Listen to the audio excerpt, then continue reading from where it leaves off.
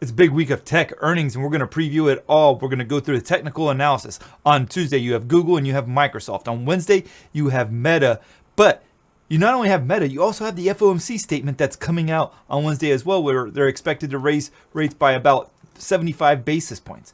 But after you get through that, you have Apple and you have Amazon on Thursday. So it's a jam-packed week, one of the most critical weeks of trading on the year. It's going to define probably the next few weeks of trading for the overall market, whether or not it can sustain the rally that we've seen of late, or whether we're going to go ahead and start pulling back down to those lows that were made in June. So without further ado, let's go ahead and get into this. It's going to be a very technically intense video, but we're going to cover all 5 major tech stocks that are reporting. Now, let's go ahead and get started with Google, because right here, this is probably your most bearish chart of all of the FANG stocks plus Microsoft and Tesla. Out of those 7 companies, this is the most bearish stock that I've seen of late. It's getting very, very ugly on this chart, but it's subtly getting ugly. And so not a lot of people are really talking about it, but despite the fact that we've seen a huge bounce off of those June lows, Google hasn't seen the same kind of a bounce. In fact, we're forming a bear flag pattern that when you look at it, we actually broke out of that bear flag pattern to the downside. So heading into earnings tomorrow, it's confirming a bear flag pattern, and there's not a lot of support in sight for this stock. And so the next level of support for it is probably going to be around 100, 101. If the stock disappoints, it's probably not going to have much of a problem breaking through that support level. You also have a declining trend line off of the April highs that continues to weigh down the stock. It has not been able to break through that. You've seen a lot of stocks break their declining trend line, not yet with Google. So the most bearish company going into earnings right now is Google. It's going to be very interesting to see how it plays out. Next one is Microsoft. Now there's a lot going on with this chart as well. You have this very symmetrical declining channel that is in place here. And so far it has held up really well. And then when you zoom out far enough, you also have a rising trend line that has yet to be tested. And this rising trend line goes all the way back to the end of 2018. So a disappointing earnings report could see Microsoft make a push towards that 200 level, but it's going to have to be a really bad report for that to happen. And I don't suspect it would happen overnight. I suspect it would be a gap lower initially, followed by many days of selling thereafter. But long term, that's this rising trend line going back to 2018 is what you want to watch for continued selling that ends up breaking those June lows. But for now, we're stuck in this declining channel, and there's an attempt of late to break through this short-term support level, but it has been unable to do so. Despite all the bullishness, it's still trading below it. It's been rejected on multiple occasions throughout the course of this month. But if it can break through following earnings, then you got some resistance here at around 280 that you want to be mindful of. Moving on to Meta. Now remember, FOMC statement comes out this particular day. It's going to be a wild one. You had this breakout that was trying to take place, really nice base pattern, and it had been forming going all the way back to June.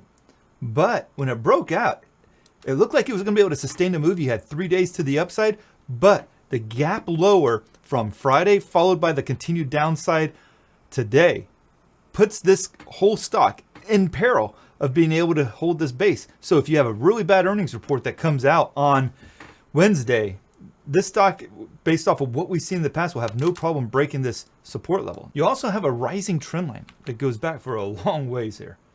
And this rising trend line it tried to recapture it. This trend line goes all the way back to almost its very beginning. It goes back to 2013 on the weekly chart. That's what it looks like. But when we zoom up on it, last week it tried to recapture it, and it saw a sharp rejection off of that broken long-term trend line. Instead, the price reversed off of that trend line and went much lower, and now it threatens this support level that comes off of the June lows. And then you got the big guns coming out on Thursday with Apple. When you zoom out on this one, and I didn't catch it until I was prepping for this video, but holy cow, is this a head and shoulders pattern that's trying to form? Yes, we talked about this earlier in the year, but it was under different circumstances. We were looking at it more from this being the left shoulder, then you have the head, and then you have the right shoulder.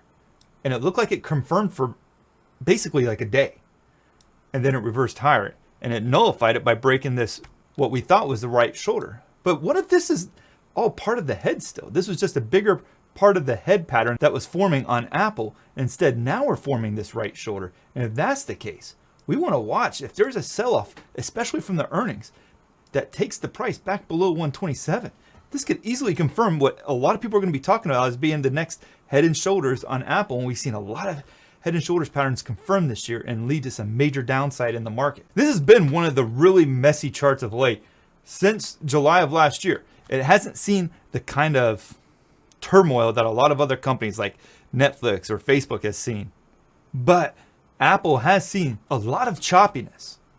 Essentially, for the past year, it's gone nowhere. So it's not a lot of clear direction, whether higher or lower. And you had some resistance here this past week that was broken. And now it's pulling back to that broken resistance level and trying to hold it as support now. There's also a rising trend line here. Like I said, there's a lot going on with Apple. And it's worth talking about all of it. But this rising trend line could also see a break. If it breaks below the 149 level, we're going to start talking more and more about the potential for a retest of those June lows. And finally, Amazon. This is a stock that I wanted to get into last week. Couldn't do it because I didn't want to chase after it. It turned out to be a good decision considering what we saw with the Walmart earnings after the bell today. I was looking at this as a potential triangle breakout pattern, setting up really nicely. It broke out, but it ran too much right out of the gate. I couldn't get into it as from a long standpoint, so I held off. I didn't want to chase after it. And now it's starting to pull back here. And with what we're seeing in the post-market today, it's going to pull right back below this triangle pattern. Now, what makes it even more interesting is let's forget about the triangle pattern altogether. And now you're going to see a notable resistance level that has formed as a result of Friday's reversal that's creating a solid level of resistance going forward. So if this stock is going to break out and it's going to fill this gap going back to April 29th, it's going to have to push through this resistance level. And until then, whether it's trading higher or lower in the days ahead or even post earnings, for it to become a worthwhile trade, it's going to have to break above this resistance or it's not worth trading. It's just in a sideways trading pattern. So there you have it. We've covered all of the big earnings reports that are coming out this week, the ones that are likely to affect the market the most and what the analysis is for them technically. Now, earnings reports are very difficult to trade. They're very difficult to get right. Personally, from a swing trading standpoint, I will not touch a stock that is reporting earnings. I just won't do it. There's too much risk. There's too much headline risk. We've seen it from Snap here this past week, how bad it can really get. We've seen it with Meta and Netflix in previous quarters. It can be really ugly when a company misses. And right now, it's a very dismal market outlook. Lots of talk about recessions. We're seeing that out of Walmart. So we want to be very careful about trying to play earnings reports. For me, I will not touch one. But you may see a setup after the earnings report, much like what you saw with Tesla when it broke out of its trading range from the past 2 months. So be patient, use the stop losses, manage the risk, and I appreciate you guys watching this video. Make sure to click the join button down below so you can get all of my awesome stock market research. You're going to get additional videos exclusive only to members. So click the join button down below so you can be part of that. And make sure to like and subscribe and hit that notification bell so you can know when I am doing any of these videos in the future, plus my live streams. Thank you guys, and God bless.